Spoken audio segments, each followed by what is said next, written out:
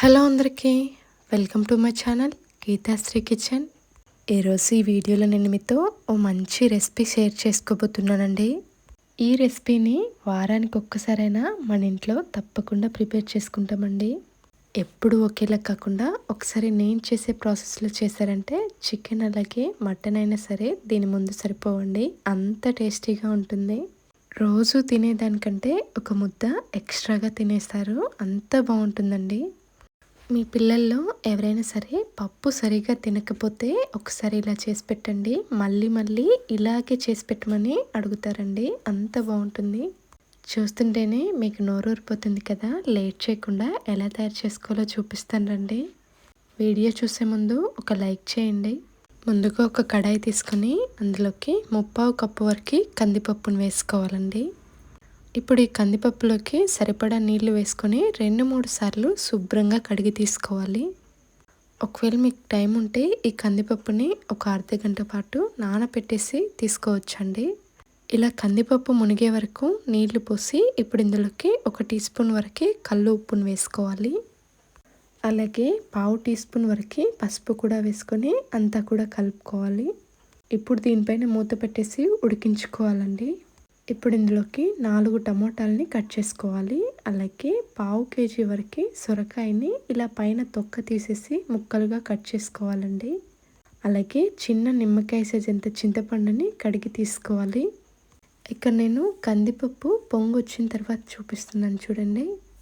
ఈ విధంగా పొంగు వచ్చిన తర్వాత ఇప్పుడు ఇందులోకి సగం టేబుల్ స్పూన్ వరకు నూనె వేసుకోవాలి. మళ్ళీ దీనిపైన మూత పెట్టేసి 5 నిమిషాల పాటు అలాగే ఉడికించుకోవాలండి. చూస్తున్నారా, మనకి నీళ్ళు మొత్తం ఇలా కొద్దిగా దగ్గర పడిపోవాలండి. ఇక్కడ నేను 15 నిమిషాల తర్వాత తీసి చూపిస్తున్నానండి. ఒక పప్పును తీసి మెదిపామంటే ఇలా 2 ముక్కలుగా అవ్వాలి. ఇప్పుడు ఇందులోకి ఓ 6-7 వరకు ఎండుమిరపకాయలని తుంచి వేసుకోవాలి. అలాగే 4 టమాటాలని ఇలా ముక్కలుగా కట్ చేసి వేసుకోవాలి. అలాగే పైన చెక్కు తీసిన సొరకాయని కూడా ఇలా ముక్కలుగా కట్ చేసి వేసుకోవాలి. ఇప్పుడు కందిపప్పుతో సహా మొత్తం అన్నీ కూడా కలిసే విధంగా బాగా కలుపుకోవాలండి.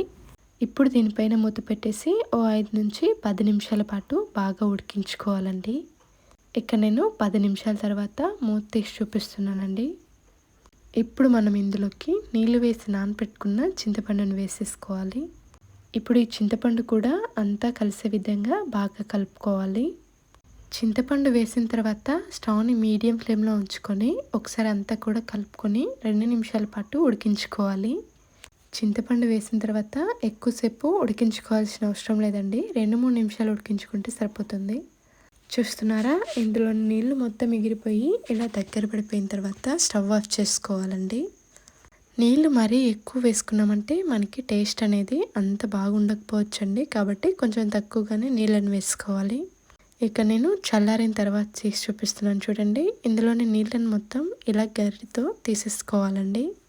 నీళ్ళని మొత్తం ఇలా మధ్యలోంచి తీసేసుకున్న తర్వాత ఇప్పుడు స్మాషర్ తీసుకొని దీన్ని స్మాష్ చేసుకోవాలి.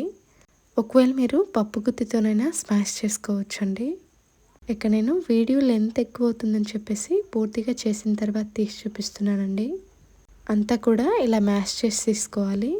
ఇప్పుడు ఈ మ్యాష్ చేసుకున్న పప్పుని పక్కన పెట్టేసుకోవాలి. ఇప్పుడు స్టవ్ ఆన్ చేసి అదే కడాయిలోకి 4 టేబుల్ స్పూన్ల వరకు ఆయిల్ వేసుకోవాలి.